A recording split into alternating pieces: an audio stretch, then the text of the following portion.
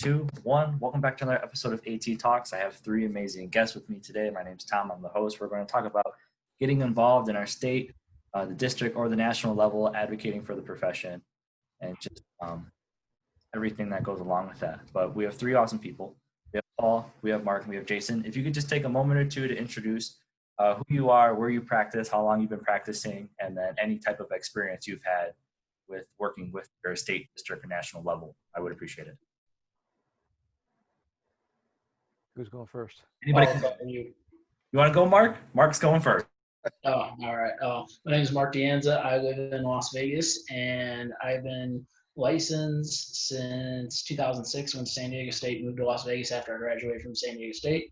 And I started to get involved in, I was president of Nevada 2016 to 2019. Which means I started getting involved in 2013 because we had to do 3 years as president-elect and then 3 years as president's term in Nevada. And then since I rolled off as president, I've done some work with NATA. I did host city rep for NATA convention that was out here in Nevada and Vegas in 2019. And now I just rolled on this past June as the District 8 Secondary School Athletic Trainers Committee rep, chair of that for District 8.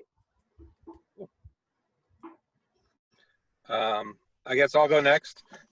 Jason Veal here. I've been practicing in the secondary school level for, oh good Lord.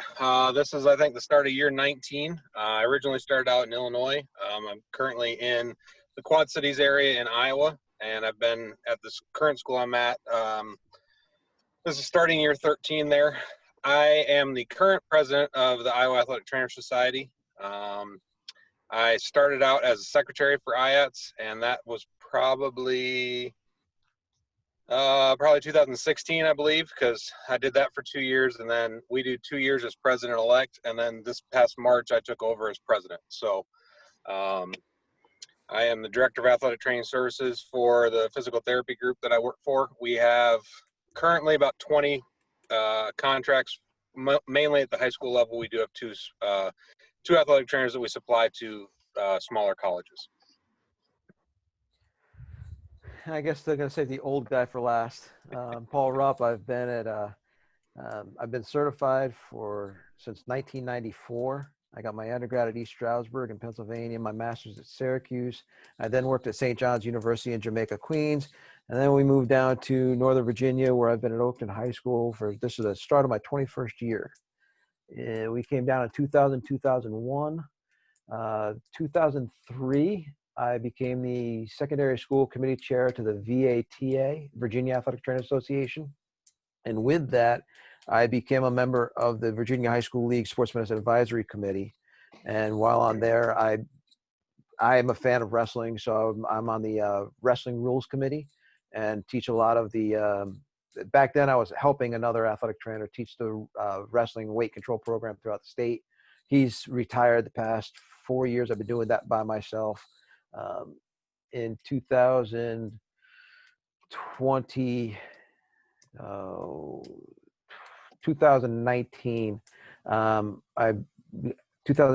2019, I became the District 3 representative to the NATA Committee on Professional Ethics.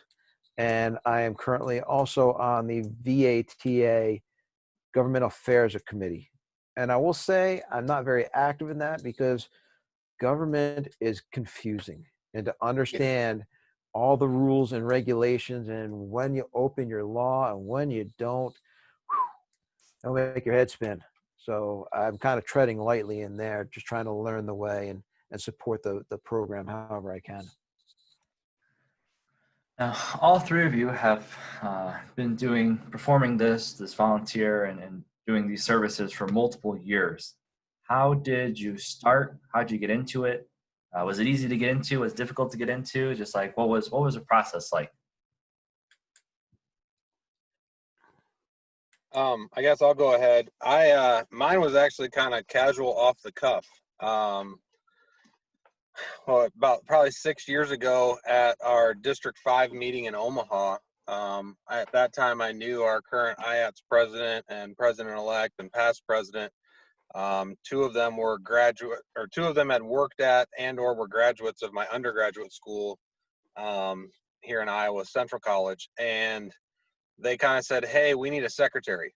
We think you'd be good at it, so why don't you run? I'm like, okay, what do I got to do? And so we talked about it at that district meeting in March, and said, sure, sounds like it, something I can do and fit into my time, and started then. And that's a 3-year term here in Iowa, and you can serve 2 terms. So my goal was to finish my entire 3 years and then run for president-elect, which then rolls into president. But we didn't have anybody that was going to run for president. So I said, okay, I guess I'll start that early. And so I ran for president-elect before my first 3-year term was done, and ended up getting that. So here in Iowa, we kind of struggle to get a number of people to run or to want to get involved. And that's kind of been my main focus since being on the executive committee. And then now this year in March, since taking over as president, was try to get, more people involved. And, Tom, I know you and I talked when you came to the Quad Cities earlier this summer, and I don't know. Other than begging people, I don't know how. I think it's one of those things where somebody has to kind of want to have that itch, right? I mean, I try to develop it with my ATs that I have that work for me. And I've got, 2 or 3 that are starting to get that itch. And I think that's where it comes from, is just development. And I think at least in the secondary setting here in Iowa, some people are just off on their own. And I think that's horrible in our profession, because I think they get lost. But for me, it was kind of easy. Just knowing the right people and being asked and then just kind of going with it. Well, go ahead, Mark. Oh, sure. I mean, my story's kind of similar to Jason's. Mine probably involved a beer or two. We call it getting totted up in Nevada, because Todd Hamburg was the president before me, and he goes, hey, we don't have anyone running for president-elect, and you got nominated. Or any chance you're interested in doing that? And he usually does that when you're a couple deep, and you go, okay, yeah, I'll put my name in. If you need me to put my name in, I absolutely will. I'm okay with that. And, thinking back on it, when I was in college, had a couple mentors when I was in college that were really active in CATA and Far West stuff coming up. And just seeing that, I was like, okay, you know what? Now it's probably time for me to get in there. And as soon as I said, yeah, I'll put my name, he goes, congratulations, Mark, you're the new president-elect for Nevada. And I was like, oh, well, thank you. Thank you. Here's my acceptance speech. Fantastic. What do I do now? And basically, you just sort of put yourself in there and you just start going. And like Jason was saying, we don't know what it takes to get people involved. I think a lot of people don't exactly know what it takes, but let's be serious. If you're serious about the profession, we can teach you what to do once you get in there, but you have to be willing to get in there. Once you get in there, it's like a drug. You don't want to stop. So, I mean, everyone in here, Jason listed off 3 things he's been a part of. Paul listed off 3 things he's been a part of. Tom, in about 10 years, you're going to have 3 or 4 things you're going to list off on this. But you just start going, and you keep going, and you keep wanting to do it, because you understand that you become part of something bigger. It's not just what you're doing. Where Jason said, you're kind of on your own at a high school sometimes. Yeah, that's realistic. So why not be a part of something bigger? And that's sort of what it is. And you have a chance to use your voice to gauge not only where your state goes, where your district goes, and potentially if you move into the national committees, where the national organization goes. And I mean, that's one of the coolest parts about getting involved to me. So I think where Jason was saying, what is it going to take to get people out? They just got to understand that. And they got to understand that, hey, it's bigger than just you, and it's how you can sort of shape what's going on around you. My experience was a little different. I came up in the athletic training profession with mentors who were all very active. 4 of my mentors are NATA Hall of Fame athletic trainers. And you don't get there without having that conviction to the profession and being active in all those kind of activities. So I saw them doing it, and I saw that the passion that they had, and I have a similar passion. And I also grew up with a philosophy that you're not allowed to complain unless you have a solution. So I'm not going to complain about the VATA or the VHL or the NATA unless I'm doing something to change it. And if I'm not doing something to change it, I got to keep my mouth shut. You know what I mean? So, so as soon as I got into a position where I was comfortable and I started to get my feet wet, I was able to reach out to some people and say, "Hey, I want to get involved. Where can I help?" And that's when I got into the secondary school committee and then the VHSL. And the more you do, the more people you meet, the more people go, "Hey, I know you." Like these gentlemen are saying, "I know who you are. Why don't you run for secretary, or why don't you run for treasurer, or hey, congratulations, you're the president-elect." You know, and the more you do, the more opportunities are present. When you're sitting in your athletic training room office and you're just complaining in that cage, nothing's going to happen because nobody's hearing you, and you're not reaching out to anybody. So it's a double-edged sword where you have to be active and seek the opportunities and be present for somebody to offer you the opportunities. It goes both ways. So what advice would you give someone who's interested in getting involved, but like, yeah, I'm not very good at this, or I'm a busy person, or like I don't know anybody. What advice would you say to those people to get them off the bench and into advocating in these different associations and societies and levels? I'll go first on this one. Use your voice, and every young professional that I try and mentor, whether it's my coworkers, students from the universities that I work with, use your voice, reach out to people and ask questions and talk. You go to your state convention, your state conference, you go to the regional conference, walk up to the table and say, "Hey, I'd like to help. How can I help?" Somebody will give you a job. Somebody will give you something to do. You don't have to ask twice usually. You go to the NATA conference, they're begging for volunteers. Volunteer. And once people get to know you and realize who you are, they remember you. And all of a sudden, you got more jobs than you really want. Yeah, I mean, you're right there. You just got to put your face out there. You just got to do it. And like Paul said, if you ask somebody, "Hey, what can I do?" There's a place. I mean, realistically, every district has a young professionals committee. That's built for people that are getting into the profession. That's built for people that have been certified for 13 years or less, I believe. So I think everyone on this panel is out except for Tom. I'm just going to assume Jason is pretty positive Paul is, but yeah, that group is built for the young professionals. I always tell people, if you want to meet the best people in our profession, get in your history and archives committee in your district, because a lot of times with that, you're doing projects where you're talking to your district's Hall of Famers or the NATA Hall of Famers in your district. And that's a great way to start networking. And I mean, you just sort of get out there and do it. And like Paul said, volunteering at NATA is fun. When I was host city rep, as host city rep, you run the volunteer office in that thing. So you meet a ton of people volunteering. Some people, every time they come in, they're like, "Oh, I do this every year. It's so much fun." And you get a little bit of your registration back. Like every 10 hours, you get 25% of your registration back. But people are like, "I don't even care about that. It's just fun to come and see the same people every year. It's come to meet everyone and help out and just sort of be a part of something bigger than just you." So you really just have to just put it out there and just want to be a part of it. Treat it like a profession and not a job. I mean, that's the way you sort of got to look at it. And that's what I look at doing the service stuff is I'm looking at this as a profession.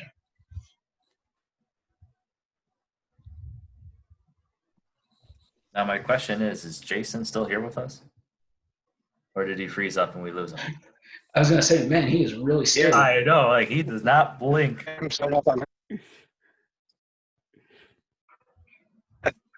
I'm here. I might be having connection issues. All right. Just, yeah, it sounds like a little bit, but that's okay. We're just gonna keep rolling, and hopefully that will clear up. And if not, I appreciate you joining us, Jason.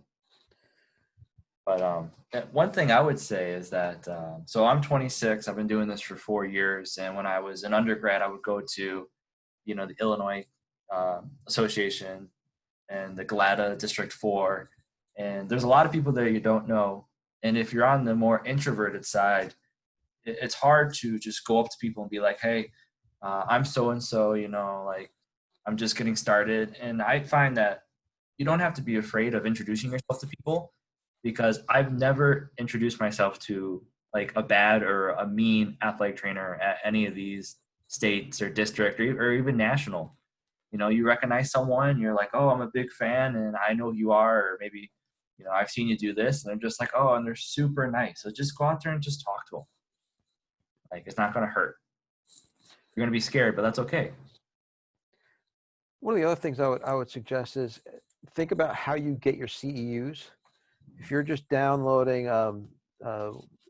an online program that you're running in the background in your office while you're working, A, how much are you getting from that CEU, and B, you're not getting that face-to-face experience where you're going to your state, district, and national conferences. You go to even like I go to Big Sky Conference in February, and there's all these different conferences. You go to those a few times, and all of a sudden people remember you, and your face is there, and you get to know these people, like Mark's saying. The volunteers that come back year after year, it's because they enjoy each other's company and they enjoy what they're doing. There's a passion to it. So think about how you're getting your CEUs. If you're just downloading things, well, yeah, you're going to be missed out because nobody sees your face and they don't know you. Yeah, I completely agree with that. I mean, if you're not going to your state meeting, you're screwing up. Like, you got to go to your state meeting. I mean, that's like the most local thing for you, where you're at least going to meet the people that are trying to make your experience in your state better. I mean, that's what the state organization is all about, is trying to make it better. The nice thing is, like, in Nevada, like, one of the reasons that they were like, hey, congratulations, you're the next president of Nevada, we have a small state. So being in a small state, like Virginia, you guys got a whole bunch. You guys got a whole bunch of athletic trainers. There's people clawing to get those jobs. Yes. In Nevada, we had 220 members, so the pool's pretty shallow, and eventually people are just like, getting a little bit out there, don't have time, blah, blah, blah. So it's a little easier to get involved. But at the same time, now you have a voice at a different point in your career, and you can advocate for certain things that you want to advocate for with your state.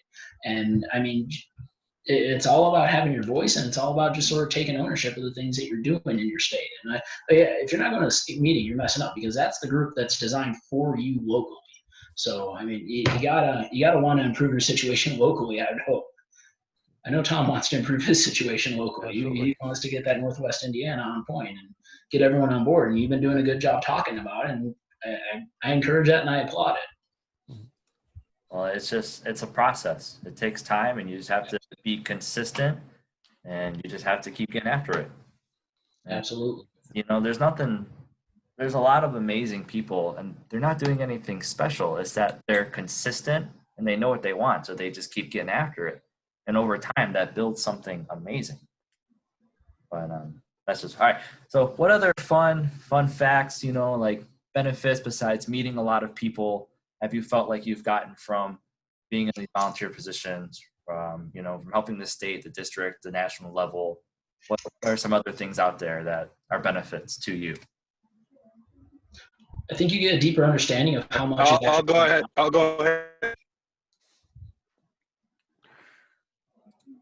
Go ahead, buddy.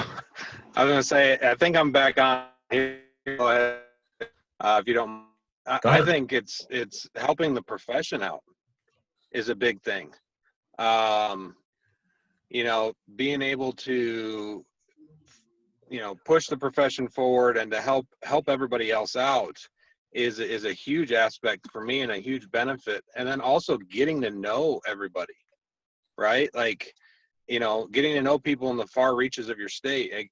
Iowa is probably more towards what Nevada is than Virginia as far as numbers go. And the majority of our members are high school ATs. And, it takes 5 hours to go from the east half to the west half, in Iowa. So to get to that thing,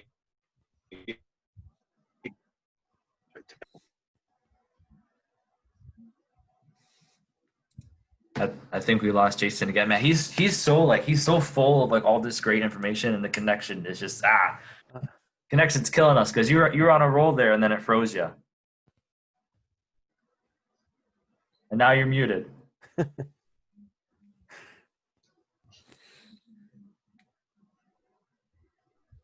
Well, I'll sort of fill in some space while he's working on that. One of the big things I look at is like he sort of started to say that you start to meet the people. You start to see how many people are doing really good things behind the scene. Because sometimes you get stuck in like these black holes where people are just complaining about everything, complaining. And then when you get involved in these committees, you start to see the same faces over and over again that are making good, positive changes in the profession. And then you start to see the faces that they're bringing along too. So you start to see all the good in the profession. You start to see the direction where the profession is starting to go. I mean, one of the coolest things of serving on as president is you get to be the representative to your district. So I was a Nevada representative to Far West Athletic Training Association, District 8. And my favorite 2 days of our district meeting, I mean, it stinks because I don't get to go out and do the learning stuff because you're locked in a boardroom all day. But for those 2 days, every chair of every committee comes in and tells you what they're doing and updates you on what's going on and tries to explain, hey, this is how we're trying to make the district better and all that. And then you really start to see the positive of what's going on with the profession. I think that's probably the best part. And that's the drug part of this is like, you're like, oh man, there is some positive stuff happening. There's really good things going on with this profession. I see why these tiny decisions are being made on a local level, and that sort of scales up to the district and the national, and that's where the really good stuff starts coming in. And with that, what I get out of it, what I really enjoy is giving back to, like both these guys have said, giving back to the profession, and I've gotten so much from it. So it really, from my work with the VHSL and wrestling, going around the state, like Mark was saying, you get to meet people, and that's a reward in itself. But as you're seeing people that are doing really well, you kind of steal from them, and the people that are struggling, you get to help them, and you're both a mentee and a mentor at the same time, giving back locally. And then as you develop into whether it be district or national organizations, you're taking stuff from the national organization, bringing it back to your state. You're taking stuff from the district, bringing it back to your state, and giving back and helping younger athletic trainer or young professional athletic trainers, and just giving back to people is like, I know it sounds like a cheap bumper sticker, but giving back is as rewarding as it gets. Now let's talk about your time commitments. I think there's a lot of young professionals that are like, well, I'm already really busy, so I don't want to be more busy and do more. So how much time would you say you give? Obviously, Mark's going to say a lot more because he was the president, he's the head honcho. But what kind of time commitment was it for you to do those roles? A couple hours a week, 10 hours a week? I'll be honest, the secondary school chair, that is a busy group. Okay. That group might be even as busy, if not more busy, than when I was president of Nevada. Like, we are constantly, we have a group meet that goes, I mean, we are constantly talking to each other. We constantly have these subcommittees that are working on different projects. I recorded a short video with At Your Own Risk a little while ago. We set up some stuff for NATA, the virtual chats. I mean, that thing is just constantly rolling with new stuff, and we meet once a month with that one. I mean, I wouldn't worry about the time. Realistically, we all know that everyone has a life. We all know that, and guess what? If you're a young professional and you're just coming out of college, maybe you're not married and don't have a kid yet. Wait till you get married and then have a kid. You're really not going to have time then, but you know what? Someone's got to do this work. So you telling me you don't have time? I'll be honest. I don't want to say I don't care, but make time for it. I mean, you can look at it in the positive light, or you can look at it in the negative light. If I don't have time, or you can say the time I do have, I do want to devote to the profession. I mean, that's just a decision that you have to make. I found it really depends on the committee, and like Mark was saying, the secondary school committee for the NATA is probably one of the strongest committees in the NATA. They've had some great leaders, and Jen Reeling is there now, and she's out of DC public schools. I know her; she's right up the road from me. It's a really strong organization, and she's going to assign you homework. Oh yeah. The government affairs committee, we're busy. It depends on when in the state of Virginia, when the state Congress and Senate are open, and they're listening bills, and that's a busy time for us. So we got a lot of stuff to do. The rest of the year, not too bad. Wrestling Rules Committee, we meet in April, and we'll meet again. We meet in August, and then I drive around the state and doing that. So my late September into early November is a little busy. But beyond that, you got an hour for lunch sometimes, and there's a pep rally. Just sit down at your desk and work for an hour and do committee stuff. Sunday afternoon, while you're watching the football game, you got the football game in the background, and you work on your computer while you're watching a game. I mean, you can make do with whatever you want to do. If you really want to do it, it is important to you, you'll make it happen. I'm gonna fire up the smoker tomorrow night, and while I'm smoking a brisket, I got work to do. I'll work on my wrestling stuff. You know, I don't know if I can make it to Virginia by tomorrow. That's unfortunate. it won't be ready till Saturday, and I'll have leftovers into Sunday. So, But maybe I got a shot then. I just absolutely. realized I'm also on a Far West Scholarship Committee. We're really busy for like a 2-week stretch where we're reading scholarship applications. Other than that, we're not busy. So I mean, there's something that can fit your schedule. If you're willing to give back, you can find something like scholarship committees. You're not, in our committee at least, we're typically not busy except for those couple weeks in February. So each committee is definitely different. I completely agree with you on that, Paul. And Mark and Jason may be able to speak to this a little better, but like Virginia right now, we don't have a diversity committee. They're in the process of building that. So we will have an EDAC in the near future. I just reached out to an athletic trainer of color to encourage him to join that group, and probably he's going to be the director of that group. Look at what your state district is lacking, and step up and say, "Hey, I see a hole there. I think we need to change something." And somebody's going to go, "Thanks for volunteering," you know. And it's really, if you want it, you'll fix it. Exactly. And I think that's a great point, because in the Wolfpack, we talk a lot about ethnic diversity and the LGBTQ plus AC committees, and like how can we become better allies and help retain professionals and just be better athletic trainers. And when I looked up Indiana, they had an ethnic diversity group, but they didn't have a chair. So I emailed the secretary, and I was just like, "Hey, I see you have this group, but there's no member listed. Are you working on filling that? Has it been filled, but your website is outdated? Like, what's going on?" And next thing you know, they were posting on Twitter like every 3 days, "Hey, we're trying to fill this position. We're trying to fill this position." And it was like, "Oh, yeah, that's just an email that I sent." And now they're like, "Oh yeah, you're right. Let's get this out there." And like, it feels great. And now someone accepted that, and they're going to do great things. That's awesome. Well, you took the first step by just looking. Right. And just looking, saying, "Hey, what's open here?" Next step, we just got to get you onto that committee. That's our next step there. Right. Yeah, I got get on something. I've been, Well, now they have a chair. Why don't you, if you're interested, you email him and say, "Hey, I understand you've got a committee now. Yeah. I'd like to be on that committee. Yeah. I'd like to support this program."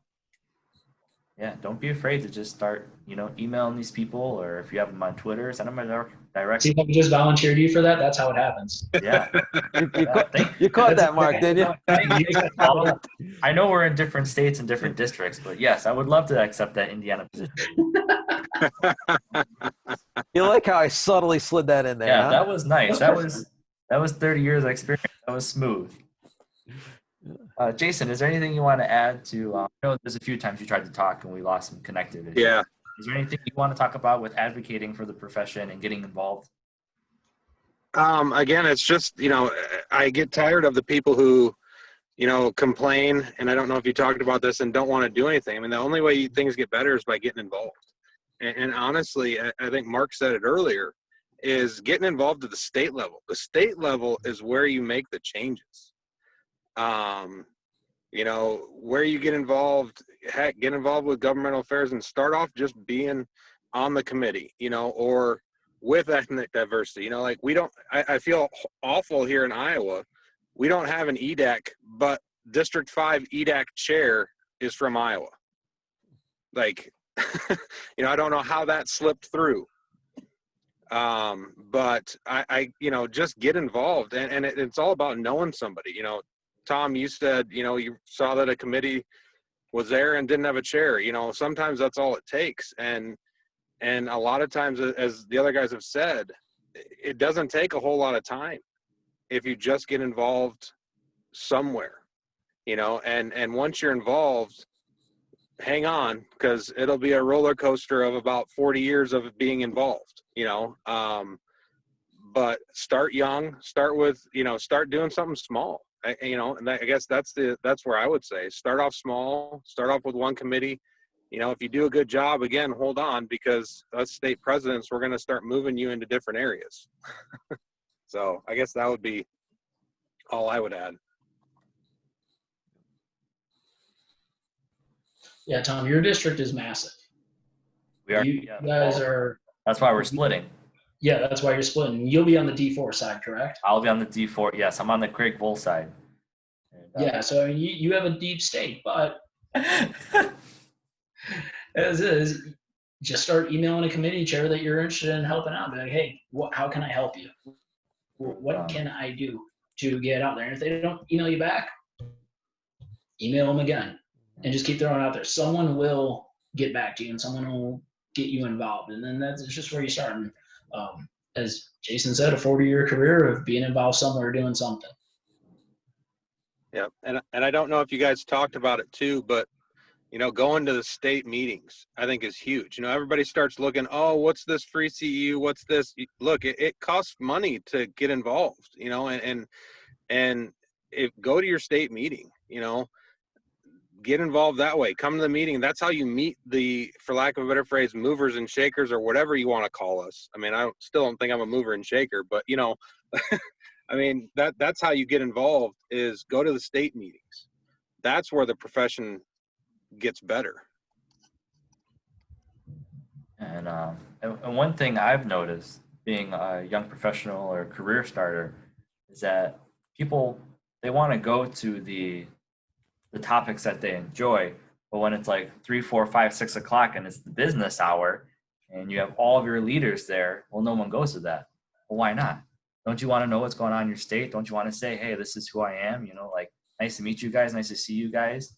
And then you can put a picture in their face. That's our secretary, that's our treasurer, that's our president, that's our this and that. And I feel like a lot of people just skip those meetings.